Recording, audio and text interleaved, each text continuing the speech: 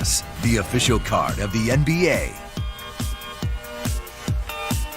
At the half, the Orlando Magic up by 8 over the Portland Trailblazers as they have shown off their man in the middle, Vucevic, who continues to show up this season. We are with you, the American Express Halftime Report. The we, Casey Stearns, Smitty, Steve Smith, Mr. HOFG Hill on the other side. Guys, it's funny because when teams don't play well and the standings, they're not good, they don't get attention. So, Smitty, when players are playing well, you kind of don't, unless she's on your fantasy team, right? You're not there. Now that the Magic have played some good basketball, here they are. I think there are probably people at home being like, well, this Vucevic guy pretty good.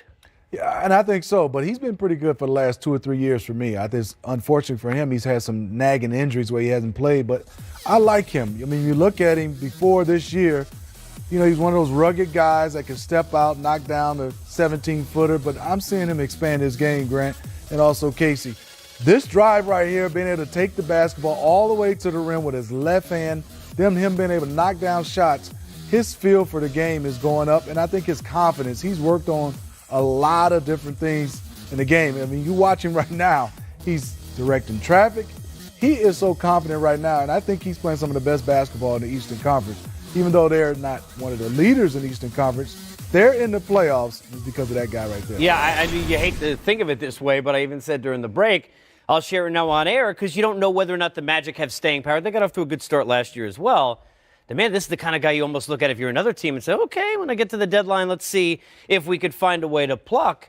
He hasn't been alone, though. I mean, the Magic have found a way. They've got a lot of length. We saw Isaac there. You think about Bamba. I mean, I know that's some home digs, some love there. I mean, how about the Magic and some of the talent that they're building, despite what's been in the standings the last couple of years, Grant? Yeah, it's interesting. I mean, to Smitty's point, Vucevic, he's been consistent. And I think now because the Magic are playing good basketball, people are noticing. But it's because of the players around him. And they have sort of stepped up, complimented him well. And, Simmons, Isaac, Bamba has come in. I'm curious, as you talked about, but he's in a contract year. Yes. Is he in the plans for the future? You have some young players that it's still early, and you still need to see what you have in a Mo Bamba. Jonathan Isaacs has to stay healthy to show what he is as well. But where does he fit in those long-term plans for this team? And if you're a team that's knocking on the door, you bring in a Vucevic now, and now he might be a third or fourth option where you don't necessarily have to run plays for him, but he can still go out there, knows how to play, is experienced, and can put up numbers. So it's going to be a big summer for him, for sure. But the Magic are playing better basketball. You feel like they're taking a step in the right direction. I live in Orlando, so I know the frustration there with the fans, but there's an excitement now because this team certainly appears, I know it's early, but they appear like they're moving in the right direction. Yeah, we said this the other night when we worked together. Terrence Ross also has played extremely well. The best that he's played certainly since that contract and then the trade over there. On the other side, I know it's going to shock everyone, but when you talk about the Blazers, the backcourt is pretty good. Scores most of their points. That has continued. They again off to a start where they look like Smitty, upper echelon in the Western Conference like they were a year ago.